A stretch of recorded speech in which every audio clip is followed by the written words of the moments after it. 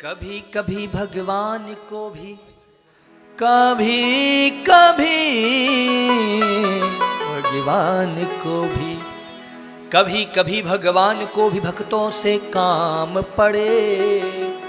और जाना था प्रभु को गंगा पार, केवट की नाव चढ़े।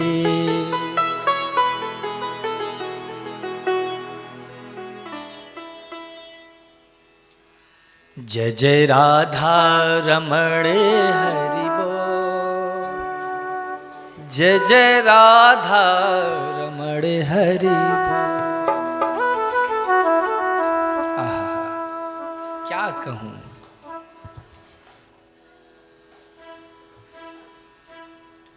केवट देख रहा है और राम जी केवट से याचना कर रहे हैं। मांगी नावे, राम जी मांग रहे हैं। अच्छा ये बताओ, भगवान आपसे कुछ मांगे तो आपकी इतनी हिम्मत है कि मना कर सको? बोलो, है किसी में इतनी हिम्मत कि प्रभु कुछ कहे और हम ना कर दें? कोई है? लेकिन केवट कह रहा है,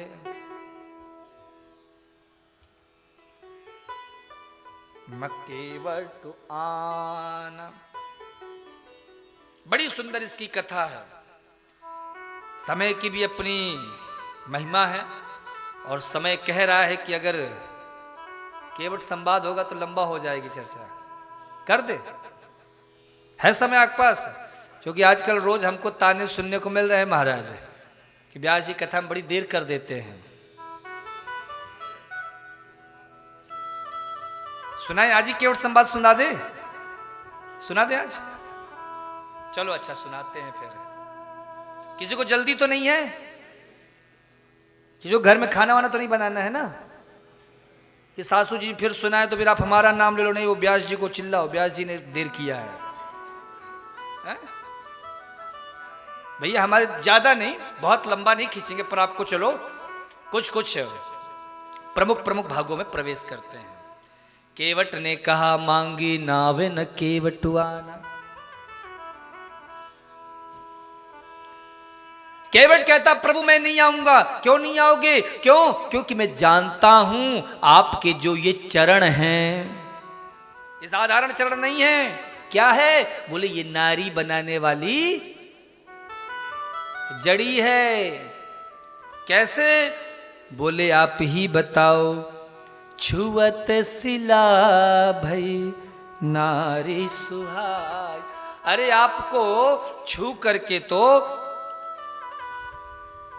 नारी भी स्त्री बन गई। तो मैं उस मर्म को जानता हूं। राम जी मनी मन सोच रहे हैं कि भैया हमारे मर्म को तो यहां पे नेति नेति कही निगम वेद गा रहे हैं, लेकिन ये केवट ऐसे मर्म को जानता है।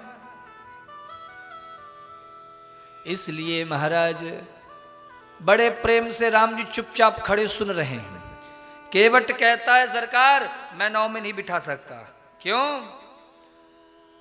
क्योंकि महाराज आपके चरणों को छूकर सिला नारी बन गई, मेरी तो काठे की नौका ये भी उड़नछू हो जाएगी। और ये कहीं अगर उड़नछू हो गई तो महाराज मेरा क्या होगा?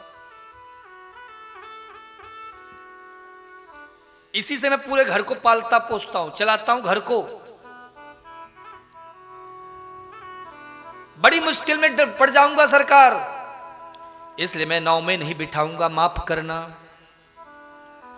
भरी सहरी सकल सुतवारे बारे, केवट के जाति कछु वेद ना पढ़ाए हो। प्रभु मैंने कोई वेद इत्यादि भी पढ़ाई नहीं की, मैं कोई पढ़ा लिखा व्यक्ति नहीं कि और कोई काम से घर चला लूंगा। एक ही काम आता है, नाव चलाना। नाव से पूरा घर चलाता हूं, तो माफ करना मैं नाव में नहीं बिठाऊंगा। हाँ दीन वित्तहीन, इतना पैसा और रुपया भी नहीं, कोई नया बिजनेस व्यापार शुरू कर लूं, इसलिए भी नाव में नहीं बिठाऊंगा। और मैंने सुना आपके चरणों को छूकर गौतम ऋषि की पत्नी अहिल्या बन गई, तो मेरी नाव में भी यदि आपको चरण छूकर स्त्री बन गई, नारी बन गई, तो महाराज मेरा क्या होगा फिर?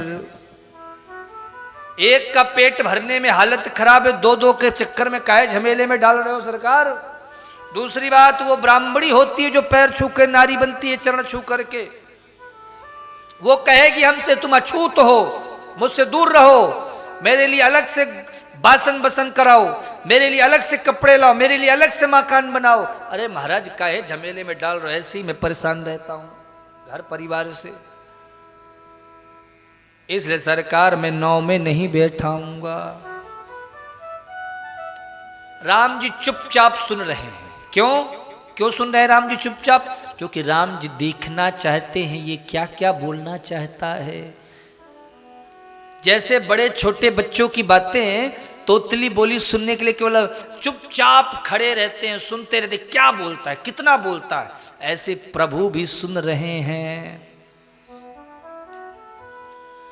तो बोले सरकार अगर आपको नाव में चढ़ना है तो एक काम करना होगा। क्या?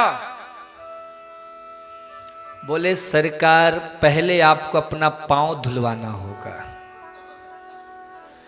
पद कमल धोई चढ़ाई नावे न नाथ उतराई, चाहूं मोहि राम रावरु आन दशरथ, शपथ सब साची कहूं, बरु तीर मारहूं लखनु पे, जब लगी न पाए पखारी हूं, तब लगी न तुलसी दास नाथ, कृपालु पारू तारी हूं। सरकार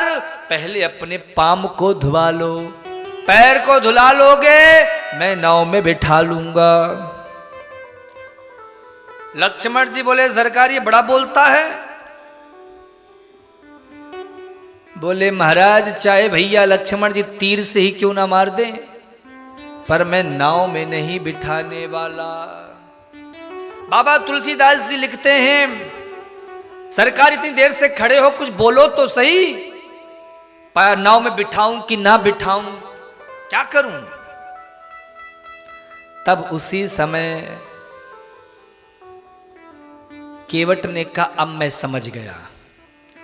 आप सोच रहे होंगे कि नाव में तो बैठ जाएं, लेकिन हमारे पास कुछ है नहीं देने को, और पहले से इसने इतनी गरीबी सुना दी, तो कैसे नाव में बैठे? बोले सरकार ऐसी बात है क्या? अब मैं समझ गया, गलती मेरी है, मैंने ही आपको बहुत कुछ बोल दिया कि बड़ा गरीब हूं, यही एक रास्ता है। सरकार आप ये चिंता छोड़ दो, पद कमल धोई, मैं चरणों को मात्र धुलूंगा और उतराई भी आपसे नहीं लूंगा। तो यदि आपका इशारा हो तो जरा सिर को हिला दो। अच्छा इतना केवट बोल क्यों रहा है पता है? क्योंकि केवट चाहता है कि राम जी मुस्कुरा दे, और केवट जान चुका है राम जी इसका, वो सुन लिया है निषाद राज के मुख से। लक्ष्मण जी से जब पिछली पहर में रात्रि में बात हो रही थी तो वो जान गया था कि ये ब्रह्म है। केवट समझ गया आज तो मेरे यहाँ ब्रह्म भी आ गए, आज मेरे यहाँ ब्रह्म आ गया, ब्रह्म को छोड़ करके मैं कहाँ जाऊं? अब तो इनको मैं छोड़ूंगा नहीं, पकड़ ही लूंगा। तो कहने लगा बात छोटी है सिर को हिला दीजिए, बात छोटी है सिर को हिला दीजिए, बात छोटी है सिर को हिला दीजिए। क्यों? पावे अपना, जय हो, पावे अपना बलिहारी, पावे अपना प्रभु जे धुला लीजिए। पाँव अपना प्रभु जी धुला लीजिए। पाँव अपना प्रभु जी धुला लीजिए। पाँव अपना प्रभु जी धुला लीजिए। हम हैं अनपढ़ कोई भूल हो ही गई। हम हैं अनपढ़ कोई भूल हो ही गई। हम हैं अनपढ़ कोई भूल हो ही गई। हम हैं अनपढ़ कोई भूल हो ही गई। आप मालिक हैं, जय हो। आप मालिक हैं, बलिहारी। आप मालिक हैं, सब कुछ भुला दीजिए। आप मालिक हैं, सब कुछ भुला दीजिए। आप मालिक हैं, सब कुछ भुला दीजिए। आप मालिक हैं, सब कुछ भुला दीजिए। लक्ष्मण जी कहने लगे सरकार ये बहुत बोलता है, कोई दूसरे को बुलाए। केवट बोला आप प्रयास कर लो। केवट कहने लग गया आप बुला के देख लो पर कोई नहीं आने वाला। क्यों? क्योंकि सब जानते हैं क्या गैर मल्लाह आएगा हरगिज नहीं। गैर मल्लाह आएगा हरगिज नहीं। गैर मल्लाह आएगा हरगिज नहीं। गैर मल्लाह आएगा हरगिज नहीं। नाम लेकर जय हो। नाम लेकर बलिहारी। नाम लेकर किसी को बुला लीजिए। नाम लेकर किसी को बुला लीजिए। पाँव अपना प्रभु जी धुला लीजिए। पाँव अपना प्रभु जी धुला लीजिए। श्री रामचंद्र भगवान की जय हो।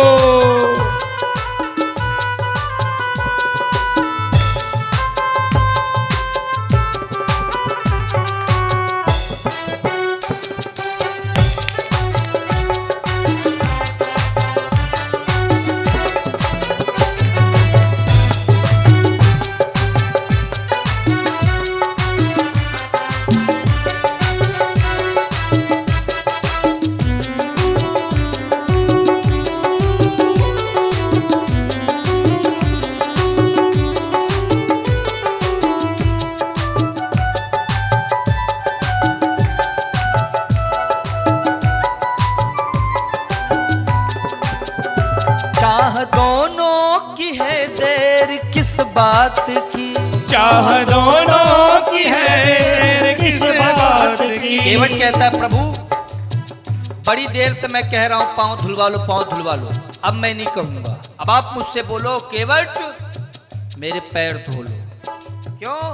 क्योंकि पार आपको उतरना है, चाहत आपकी है, पार आपको उतरना। तो आप मुझसे बोलो चाह दोनों की है देर किस बात की। चाह दोनों की है देर किस बात की।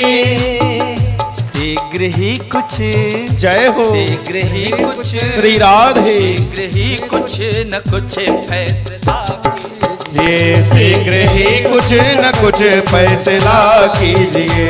शीघ्र ही कुछ न कुछ फैसला कीजिए। शीघ्र ही कुछ न कुछ फैसला कीजिए। पाँव अपना जय हो। पाँव अपना बलिहारी। पाँव अपना प्रभु जी धुला लीजिए। पाँव अपना प्रभु जी धुला लीजिए। पाँव अपना प्रभु जी धुला लीजिए। पाँव अपना प्रभु जी धुला लीजिए।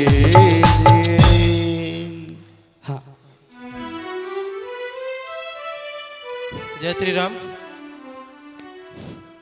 आज श्री राम कथा का छठा दिन है और आज हमारे बीच हमारे बौद्ध के जिलाधीश श्री ललाटेंदु जी मिश्रा जी हमारे बीच पधार रखे हैं। कृपया जोरदार तालियों से उनका स्वागत करें। हमारे जिलाधीश श्री ललाटेंदु जी मिश्रा मारवाड़ी समाज के लिए उनके मन में एक अलग ही पहचान है। जिस दिन वो बौद्ध आए थे तो पहले मारवाड़ी समाज को याद किए थे और हमारे समाज के कई फंक्शन जैसे अग्रसेन जयंती में भी मुख्य अतिथि के रूप में श्री ललाटेंदु जी मिश्रा जी शिरकत किए थे। तो मैं कृपया और एक बार जोरदार तालियों से उनका स्वागत करते हुए सम्मान्य जिलाधीश महोदय का आज यहाँ पे इस पावन कथा में स्वागत करता हूँ।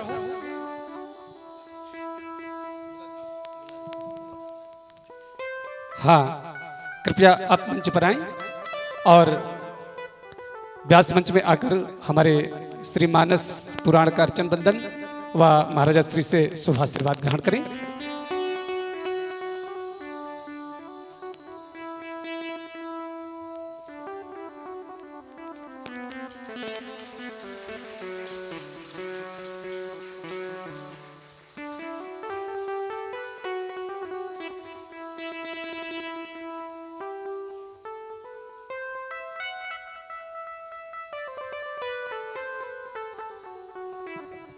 मैं हमारे जिलाधीश महोदय जी से अनुरोध करूंगा कृपया 2 शब्द कुछ बोले।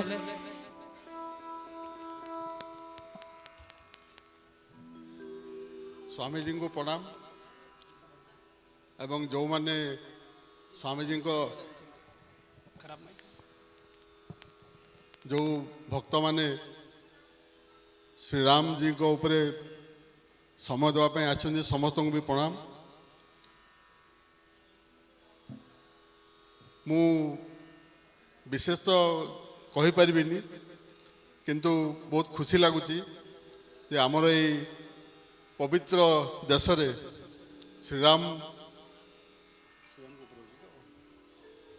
भली जड़े महा मानव क्षेत्र जन्म नहीं थिले जी भगवान को स्वरूप भगवान पूरा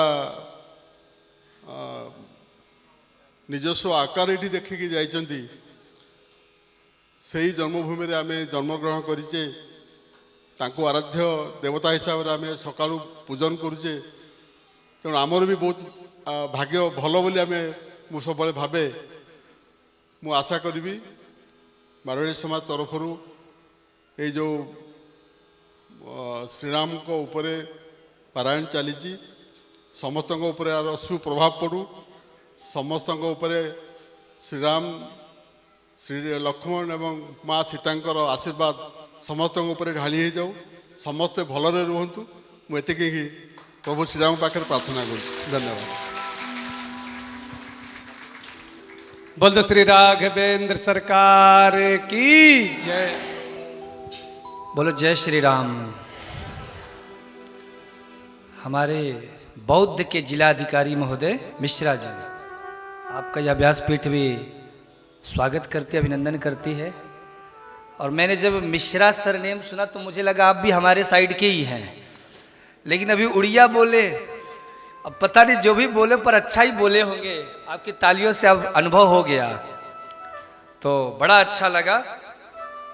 क्योंकि शुक्ला मिश्रा त्रिपाठी अब आप हैं तो जानते ही होंगे, सब हमारे क्षेत्र के ब्राह्मण हैं सभी। बहुत अच्छा लगा ब्राह्मणस्य ब्राह्मणो गति, तो आपका यह व्यासपीठ भी स्वागत करती है। आइए कथा में प्रवेश करें, ज्यादा नहीं 10-15 मिनट की कथा और है। तो चर्चा क्या चल रही थी? केवट। केवट कहता है प्रभु अब आप बोलो, अब मैं नहीं कहूंगा कि नाव में बैठो, अब आप कहो कि नाव में बैठाओ। क्यों? क्योंकि आप भी चाहते हो, पार आपको लगना है, पार आपको भी उतरना है। तो इतना सुनकर प्रभु मुस्कुरा देते हैं। प्रेम लपेटे अटपटे सुन केवट के बैन, चितई जान की लखन तन बिहसे करुणाए। बाबा तुलसीदास जी ने यहाँ एक शब्द प्रयोग किया, बिहसे। बिहसे क्यों?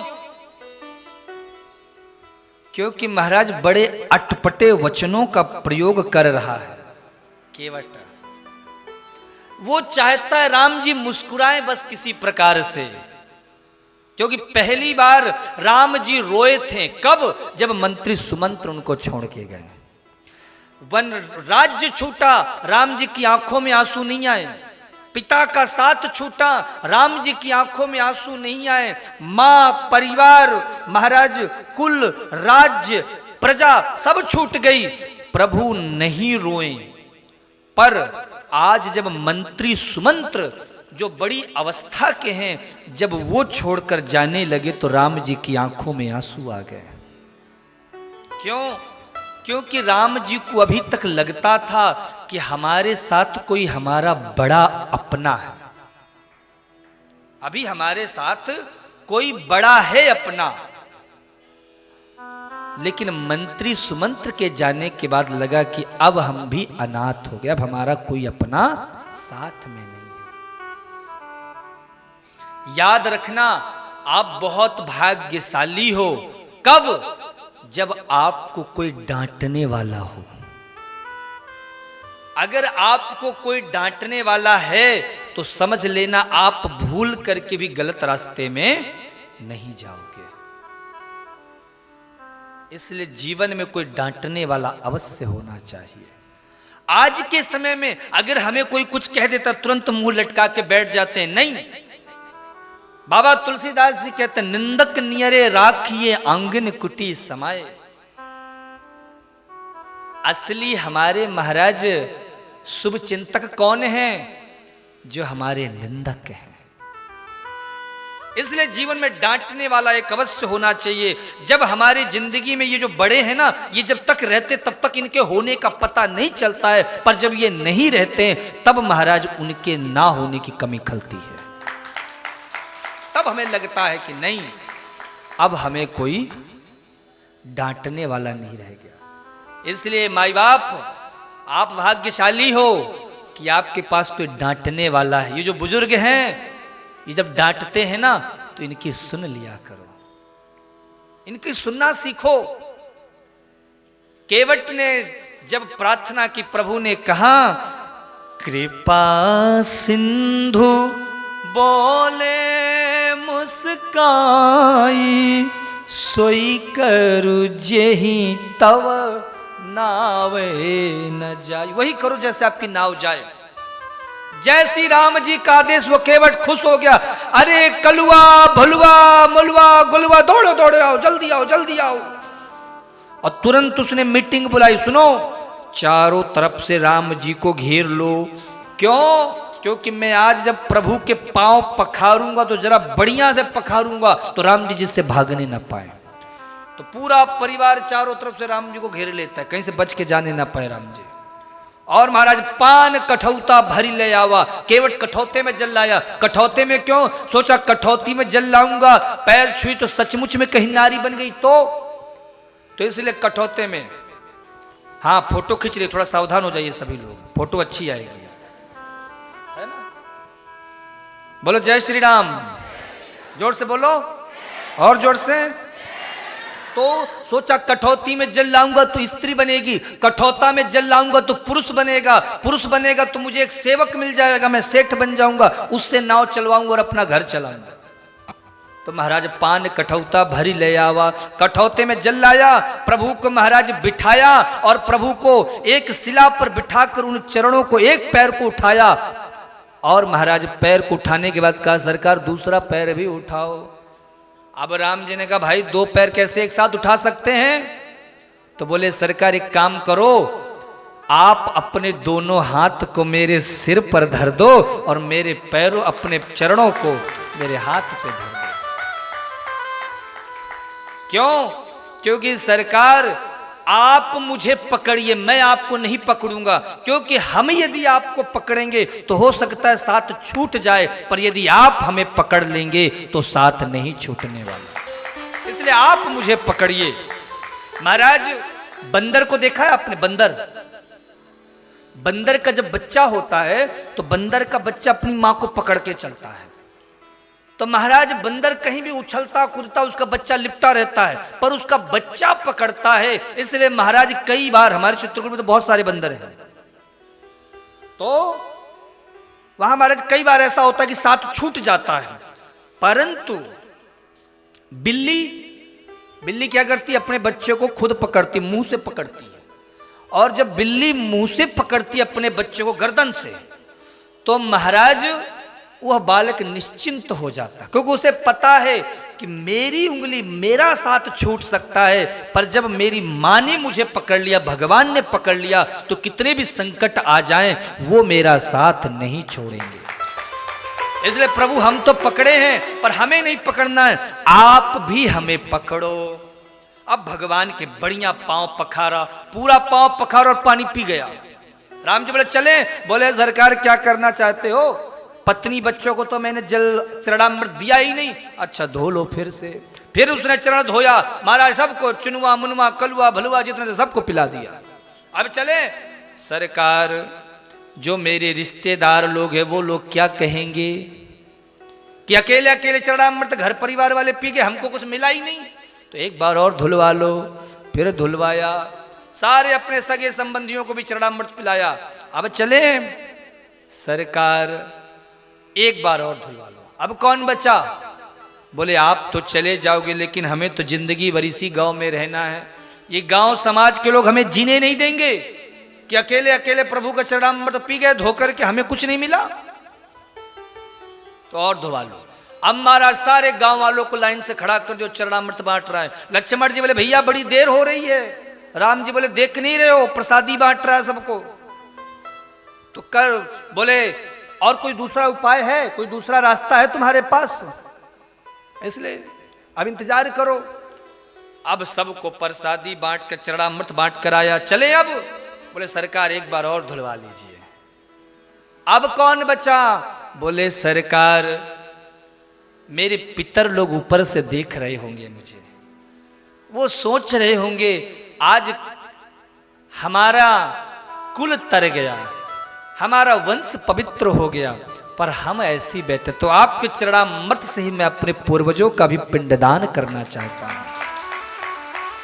प्रभु के चरणों से गंगा निकली है और केवट उसी गंगा को प्रभु के चरणों में अर्पित कर रहा है। वो गंगा मैया भी प्रसन्न हो रही हैं और केवट का बार बार आभार व्यक्त कर रही हैं कि तुम्हारी वजह से आज मुझे प्रभु के चरणों में वापस सानिध्य मिला। और पितरों को तार करके महाराज केवट को केवट में नाव में प्रभु को बिठाया और चल दिया मेरी नैया में लक्ष्मण राम। ए गंगा मैया धीरे बहो। अब ज्यादा लंबी कथा नहीं कहेंगे, बाकी जो भी सुनना है कल ठीक टाइम पे आ जाना, थोड़ी बहुत केवट के संवाद और करेंगे। फिर वैसे आज हमने प्रॉमिस किया था चित्रकूट तक ले जाने का, है ना, तो चित्रकूट तक पहुंचा ही देते हैं। केवट महाराज उतरा, प्रभु को उतारा और उसके बाद महाराज हमारे